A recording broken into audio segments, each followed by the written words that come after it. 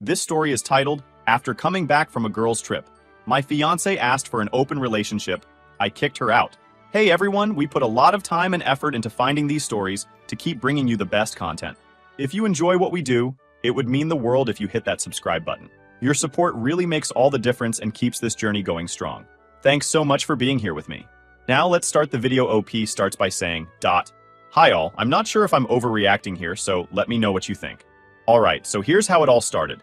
My fiancé, 27 female, now ex-fiancé, and I, 28 male, been together for 5 years, and for the most part, things were good, or at least I thought they were.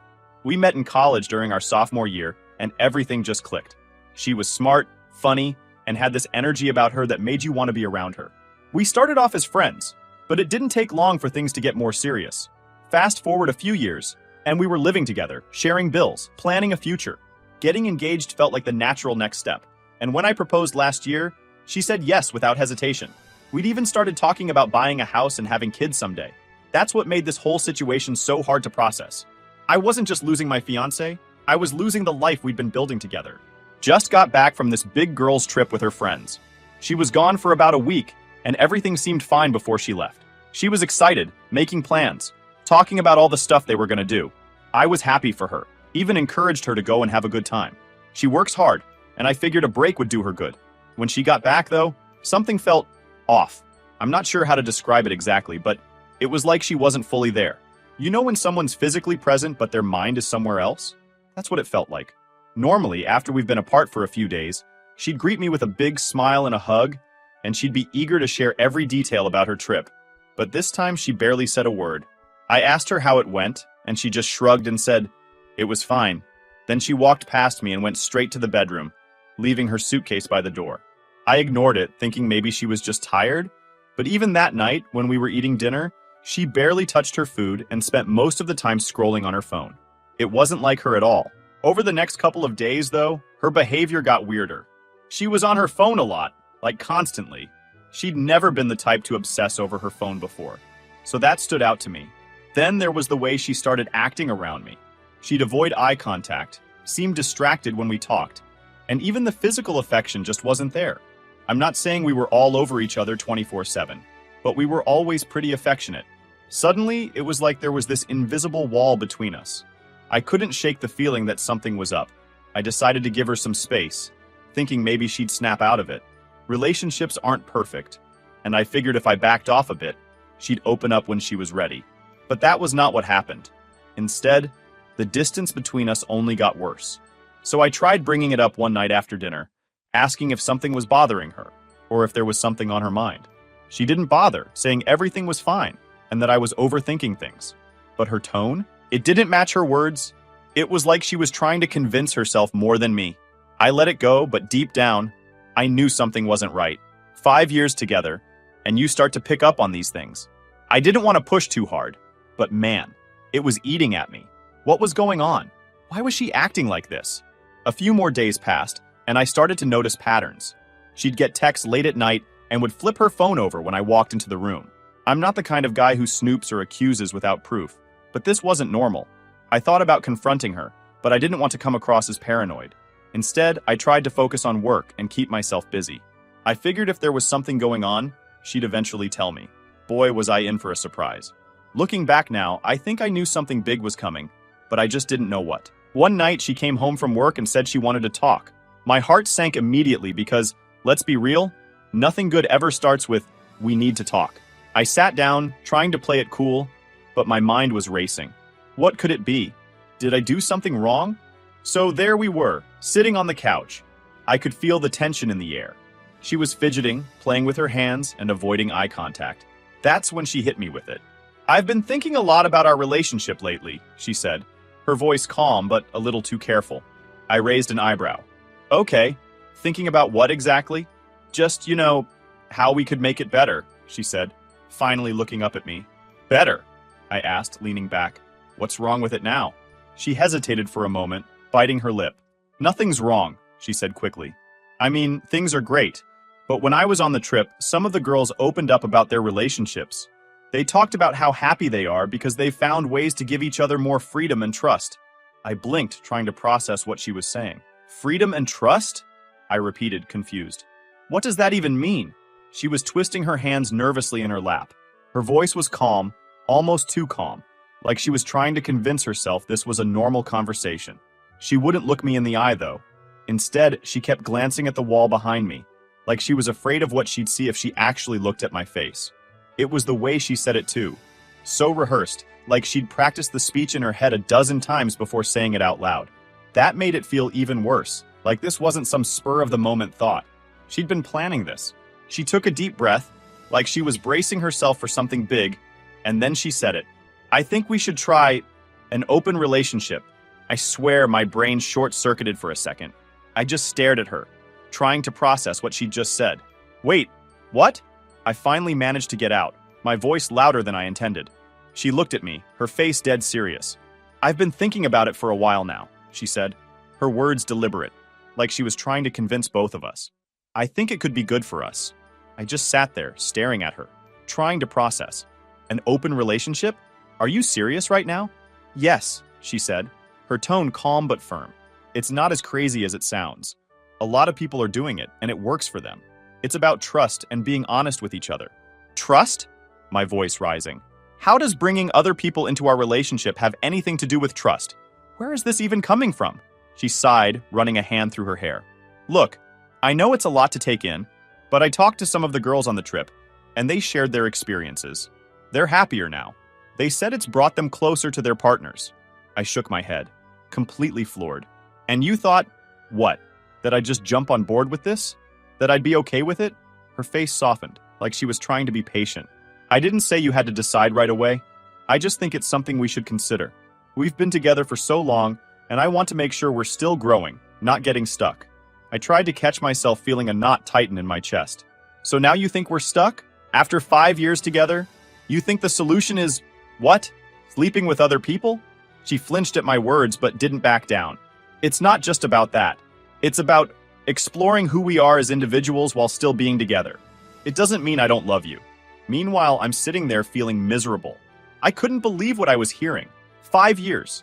5 damn years of building a life together, and now she wanted to throw it all like this? We'd never even talked about open relationships before. It wasn't part of who we were or what we wanted, at least as far as I knew. I asked her where this was coming from. Was she unhappy? Did she feel like something was missing in our relationship? She said no, she loved me and our relationship was great. She just thought this could be a way to make it even better. That didn't make any sense to me. If things were great, why would she want to mess with them? I told her that, and her response was, it's not messing with it. It's evolving it. I'm not gonna lie, that pissed me off. Evolving? This isn't a Pokemon. This is our relationship. I leaned forward, narrowing my eyes. Is this about someone specific? Did you meet someone on the trip? Her head snapped up and she looked almost offended. What? Oh, of course not, she said quickly, shaking her head. You're sure? I pressed, studying her face. Because this is coming out of nowhere, and it's starting to feel like there's more to this than what you're saying. I swear, she said, her voice a little higher than usual. There's no one else. I didn't meet anyone, and this isn't about that.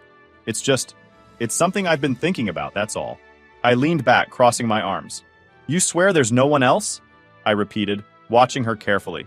She nodded, her expression tight. Yes, I swear. This isn't about anyone else. It's about us. I told her I needed time to think.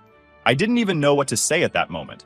I went into the bedroom and just sat there for a while, staring at the wall. My thoughts were all over the place. Was this real? Was she serious?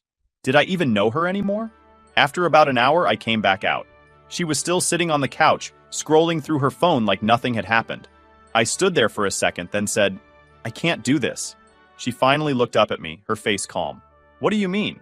I mean, I can't do an open relationship. I'm not interested, and I don't think I ever will be, I said, my voice steady. She set her phone down on the coffee table and crossed her arms. Well, she said slowly, maybe we should take some time to figure out if we're still on the same page about what we want. That was it for me. I stared at her, trying to process how she could be so casual about this. 5 years, I said, my voice shaking slightly. We've been together for 5 years, and this is what you have to say? Like it's no big deal? Her face changed then, like she was starting to realize how serious I was. I didn't mean it like that, she said quickly. I just think we need to talk about what we want for the future. There's nothing to talk about, I said firmly. If you want an open relationship, then you're not the person I thought you were. And I'm not going to sit here while you dismantle everything we've built just because your friends got into your head. She sat there, stunned for a moment. You're seriously kicking me out over this? She asked, her voice breaking. Yes, I said, staring her down. Pack your things and leave. Her eyes filled with tears, and she started crying. I didn't mean for it to go like this, she sobbed. I just wanted to have a conversation about it. That's all. I didn't mean to hurt you. There's nothing left to say, I told her. This isn't a conversation I ever wanted to have. I can't do this, and I won't. She wiped at her face, sniffling as she got up and headed to the bedroom to pack a bag. I didn't follow her or say anything else. A few minutes later, she came out, her bag slung over her shoulder, and stopped at the door. Is this really it? She asked softly. It is, I said, not looking at her. She hesitated, then opened the door and walked out. I sat down on the couch, staring at the empty space where her things used to be, and felt like my whole world had just imploded. I kept asking myself how we had gotten to this point, but no matter how many times I replayed it in my head, I couldn't find an answer that made sense. That was the beginning of the end. The night she left, the apartment felt so empty. Her things were still here. Her clothes, her toiletries, all the little knickknacks she liked to scatter around. But she was gone, and it hit me hard. 5 years of being together, building a life, planning a future, and in one conversation, it all just crumbled. The next morning, my phone wouldn't stop buzzing. I groggily grabbed it off the nightstand, and her name was everywhere. Texts, missed calls, voicemails. I sighed, scrolling through the messages. Please, can we just talk? One text read. Another one said, I'm so sorry. I didn't mean to hurt you. I just want to explain. The voicemails were more of the same when I played a snippet of one. Hey, I know you're mad, and you have every right to be. But please, just give me a chance to talk to you. I need to explain. I can't lose you like this. Then, her friends started calling me. Apparently, they'd gotten wind of what happened, and they were all tripping over themselves to apologize. They claimed it was their fault, that they'd been hyping up the idea of open relationships during the trip, and she just got carried away. One of them even said, we didn't think she'd actually bring it up to you. Like that made it better. I told them to get away with it and back off. I wasn't interested in hearing excuses or justifications from her friends. What pissed me off the most was that she let them influence her like that. If she was so easily swayed by her friends, what else could they talk her into? My family was furious when I told them. My mom kept saying, you dodged a bullet. My dad, who doesn't usually get involved in my personal life, said I did the right thing by standing my ground. That support meant a lot because I was already second-guessing myself. Her family, on the other hand, was a different story. Her mom called me saying I should give her another chance and that she was just confused. Her dad tried to guilt me saying, you're throwing away a beautiful relationship over a misunderstanding. Misunderstanding? She asked to sleep with other people, bluntly. How is that a misunderstanding? The worst part, though, was some of our mutual friends. A couple of them tried to make me feel like I'd overreacted.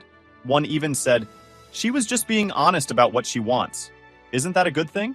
Yeah, honesty is great, but there's a difference between being honest and blindsiding your fiancé with something that completely goes against everything you've built together. One friend, let's call him Dave, really got under my skin. He kept telling me I was being old-fashioned and that I needed to be more open-minded. He even said, it's 2024, man. Relationships aren't black and white anymore. I couldn't believe he was defending her, especially since he'd seen what I was going through. Then there was Anna, one of her closer friends, who let it slip that my ex had been talking about the idea of an open relationship before the trip. It seems that she'd brought it up as a joke during a group hangout a few months ago, and everyone just laughed it off. That made me feel even worse, like I'd been left in the dark while she'd been testing the waters for a while now. I spent the next few days trying to figure out what to do. She kept calling and texting, begging me to meet her and talk things through. Part of me wanted to hear her out, but the other part of me was still so angry and hurt. How do you come back from something like this? How do you trust someone who can so casually throw a grenade into your relationship? For a few days, I felt stuck in this weird limbo. On one hand, I didn't want to see her or hear her excuses. On the other hand, the idea of not getting any answers was eating away at me. What if there was more to the story? What if she'd been lying about everything, even before the open relationship thing? I remember pacing back and forth in my living room one night, going over it in my head. I even considered calling her, but every time I picked up my phone, I stopped myself. In the end, it was a couple of close friends who convinced me to meet her. You need closure, one of them said. Otherwise, this will keep eating at you. And as much as I didn't want to admit it, they were right. Eventually, I decided I needed closure. I agreed to meet her, mostly because I wanted to see if she'd come clean about what was really going on. Something was telling me there was more to the story, and I needed answers. We set up a time to meet at a cafe.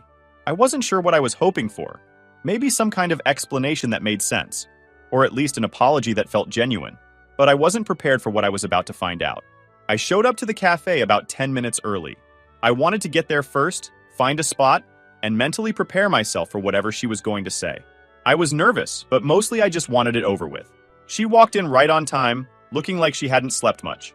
Her hair was a little messy, her makeup was minimal, and she looked stressed. I'll admit, a small part of me felt bad for her, but I reminded myself why we were there. She sat down across from me, and for a few seconds, we just stared at each other. Then, she started talking. She apologized right away, saying she'd handled everything wrong and never meant to hurt me. She said the idea of an open relationship wasn't something she'd been planning for a long time. It was something her friends brought up during the trip, and she got caught up in their excitement. She claimed it was just a what-if scenario, something she thought we could talk about, not something she was serious about pursuing. I never wanted to hurt you, she kept saying. I just wanted to explore the idea together. I told her that if she really valued our relationship, she wouldn't have dropped something like that on me out of nowhere. She would have talked to me first, not waited until after some girls' trip where she clearly got influenced by her friends. She nodded, tears welling up in her eyes, and said she understood. She looked genuinely upset, but I still wasn't buying it. Something about her explanation didn't add up. That's when I decided to ask her something I hadn't planned on asking. Can I see your phone? Her face went pale. I'll never forget that look. She hesitated for a second, but then handed it over, probably thinking I wouldn't actually go through with checking it. I'm not the kind of guy who normally does stuff like that. I've never felt the need to invade someone's privacy. But this time, I couldn't ignore my gut feeling. As I sat there holding her phone, my heart was pounding so hard I could feel it in my ears. Part of me didn't want to do it. What if I found something that would completely change the way I saw her? But another part of me, the part that couldn't shake the gut feeling that something was wrong, needed to know. My hands were shaking. I opened her messages, and it didn't take long to find what I was looking for. There it was. A conversation with some guy I didn't recognize. They'd been chatting for a while, and from what I read, it was clear this wasn't just friendly banter. There were flirty messages, late-night texts, and even a couple of suggestive comments about seeing where things go. The first message that caught my eye was from some guy I didn't recognize. They'd been chatting back and forth, and it wasn't just friendly small talk. His messages were flirty, calling her things like babe and cutie, and she wasn't shutting it down. Instead, she was encouraging it, responding with laughing emojis and saying things like, "You're too much," one message from him said. "Can't wait to see you again." I was disgusted. That's all I needed to see. This wasn't just her thinking about an open relationship. She'd already started exploring it. I put the phone down and looked at her. She was already crying, mumbling something about how it wasn't what it looked like, and that it was just talking. I told her to stop. There was no point in lying anymore. "So this open relationship idea wasn't just an idea, was it?" I asked. "You were already testing it out." She flinched, her breath hitching. "No, it wasn't like that," she said quickly, her words tumbling over each other. I was just talking to him. That's all. It wasn't serious. It was a mistake, okay? A stupid mistake." "A mistake?" My voice rising. "You were talking to him, flirting with him, making plans with him, and you expect me to believe it was just a mistake?" "It was!" she cried. "I didn't mean for it to go anywhere. I was just curious. I love you, and I don't want to lose you." I looked at her, full of anger. "You already lost me," I said flatly. "The second you thought it was okay to bring someone else into us, you lost me. Please," she begged. "Please don't end this over one stupid mistake. I'll do anything to fix this." I stood there for a moment, watching her break down, but the anger in my chest didn't fade. "You made your choice," I said quietly, "and I'm making mine. We're done." I stayed calm because we were in public, but inside I was furious. The fact that she even entertained the idea while we were engaged was enough for me to walk away. She kept apologizing, but I didn't want to hear it. I stood up, told her I was done, and left the cafe. As I walked away, I felt a strange mix of emotions. Anger, sadness, relief, and even a little bit of clarity. I watched her as she sat there crying, trying to explain herself. It wasn't the kind of tears that felt sincere, though. It was like she was panicking, scrambling to fix a situation she'd lost control of. Her words felt rehearsed, like she was trying to say all the right things to make me forgive her. "It was just talking," she kept repeating, but her tone didn't match her words. There was no real regret in her voice, just fear. Fear of the consequences, fear of being alone, fear of losing the comfort of what we had. And as I looked at her, I realized I couldn't do this anymore. No matter what she said, the damage was done. For the first time in weeks, I knew exactly where I stood. I wasn't going to let her drag me through the mud or play games with my emotions. Whatever we had, it was over. After that meeting at the cafe, I thought that would be the last of it. I blocked her number that same night and deleted her from every social media platform. I didn't want to see her, hear from her, or even know what she was doing. I was done. For a few days, I had peace. She didn't try to reach out, and I finally started to feel like I could move on. Then, out of nowhere, our mutual friends started texting me. They'd heard what happened at the cafe, and most of them were reaching out to apologize. I guess word got around about the guy she was talking to, and suddenly, people who'd been defending her before were switching sides.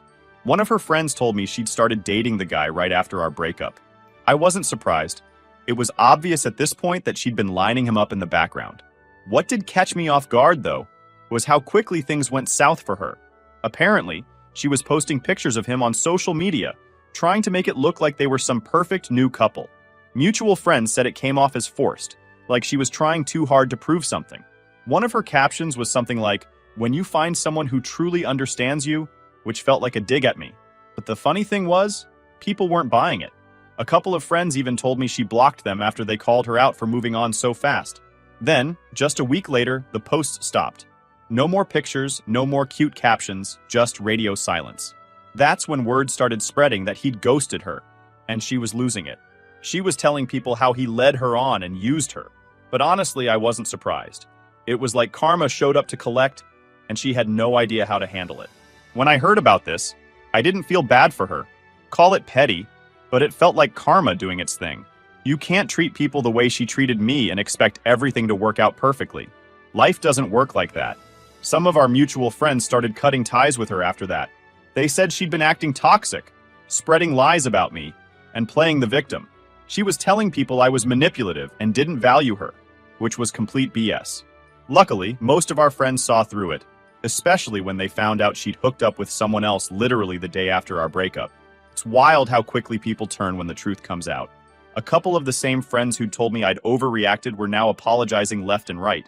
They admitted they were wrong to doubt me and said they didn't realize how messed up the situation really was. I told them it was fine, but honestly, it felt good to have their support again. As for her, she tried calling me from different numbers after I blocked her. I guess when the guy ghosted her, she started rethinking things and decided she wanted me back. She left me a voicemail saying she was ready to work things out and that she realized how much she loved me. I didn't respond. I didn't even think about responding. By then, I was completely over it. The person I thought she was and the person she turned out to be were two very different people, and there was no going back. After everything that went down, cutting ties wasn't just about technology. It was about fully removing her from my life, both physically and mentally. I pack up the rest of her stuff. She'd taken the essentials the night she left, but a lot of her things were still scattered around the apartment. Clothes in the closet, toiletries in the bathroom, random little things like her favorite coffee mug, and some books she always kept on the nightstand. Packing it all up was weirdly emotional. Every item felt like a reminder of the life we'd built together. And for a moment, I wondered if I was being too harsh. But then I'd think back to the cafe, to the messages I'd read on her phone, and any second-guessing disappeared. I texted her from a burner number, one she didn't have saved, and told her to pick up her stuff by the end of the week or it was going to Goodwill. She showed up 2 days later, looking like she'd been crying. I didn't let her inside. I handed her the boxes at the door, said goodbye, and closed it. She didn't argue, didn't try to push her way in. She just stood there for a second, like she wanted to say something, then left. That was the last time I saw her in person. After that, there were still loose ends to tie up. She and I had a few mutual subscriptions and shared accounts, so I went through everything and canceled or changed the passwords. Netflix, Spotify, even the utility bills. Anything that connected us had to go. I wasn't trying to be petty. I just wanted a clean slate. The hardest part was dealing with mutual friends. Some of them had already cut ties with her after everything came out, but others were still trying to stay neutral. I get it. They didn't want to pick sides. But for me, there was no middle ground. If you were still hanging out with her after all this, I didn't want you in my life. I told a few people outright that I wasn't comfortable staying friends if they were still close with her. Most of them understood, but a couple of people acted like I was being dramatic. You can't just erase 5 years like it never happened, one friend said. But that's exactly what I needed to do. One by one, I started trimming down my circle. It wasn't about punishing anyone. It was about protecting myself. I didn't want to hear about her, see her in tagged photos, or get updates about her life. A few weeks later, I heard from a mutual friend that she was still talking about me, spinning stories to make herself look like the victim. She told people I'd overreacted and humiliated her, conveniently leaving out the part where she was already talking to another guy. I let it roll off my back. I wasn't interested in clearing my name or setting the record straight. The people who mattered already knew the truth, and anyone else? Well, they could believe whatever they wanted. Eventually, the noise died down. Her name stopped coming up in conversations, and the texts from people trying to mediate or explain stopped too. It was like she just faded into the background. And honestly, that's all I ever wanted.